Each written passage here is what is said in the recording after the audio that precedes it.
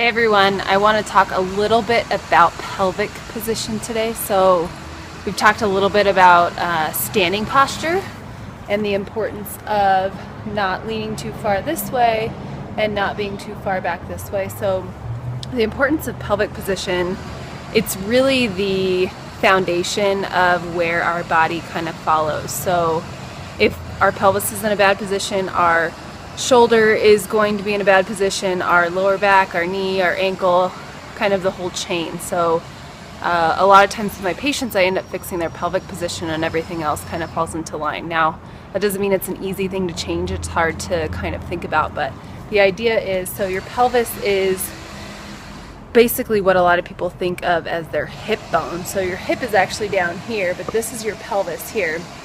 So if I'm too far arched this way, what's happening is I'm actually overstretching this area. So a lot of women get issues in their abs separating too far. The tissue gets strained in between.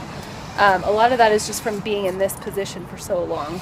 And then this also starts to compress your lower back. So you're shortening these tissues here and you're really just compressing your spine even more than you already are just sitting on a normal basis. So, and then if we take you the opposite direction, what you're doing is, yes, you're lengthening the back of your muscles, but you're starting to shorten these so that then when they need to be stretched during pregnancy or even just breathing, the tissue doesn't know how to be in a normal position.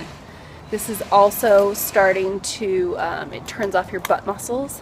So even though you're lengthening your spine here, you're actually putting more strain on them by not having those muscles active to be supporting your body. So it's really about being in a good position so that your tissues are as efficient as possible, so the muscles can contract when they need to, they can lengthen when they need to.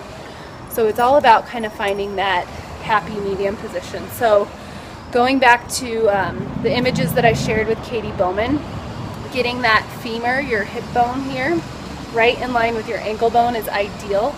But as far as your pelvis, I want you to just try to relax your pelvis a little bit. So it takes a little bit of time, but once you get that femur directly over your ankle bone, your pelvis is going to naturally kind of settle. The only other thing we usually have to control is this bottom of the rib cage, pulling that in here, and that will naturally set everything in alignment, rather than what most people will do is trying to, rather than trying to pull down here, we kind of tuck this way.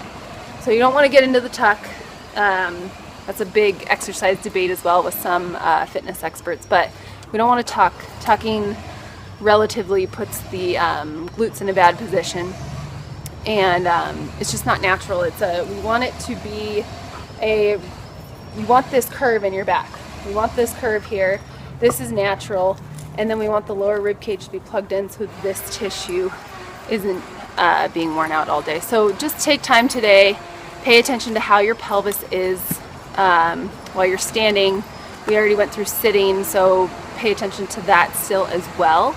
But think about it as you're standing, level pelvis, not getting this kind of shift side to side, and keeping those femurs right in line with your ankle. Be patient with yourself. It's tough, but honestly, we'll start to relieve so many issues once you kind of hone in on this.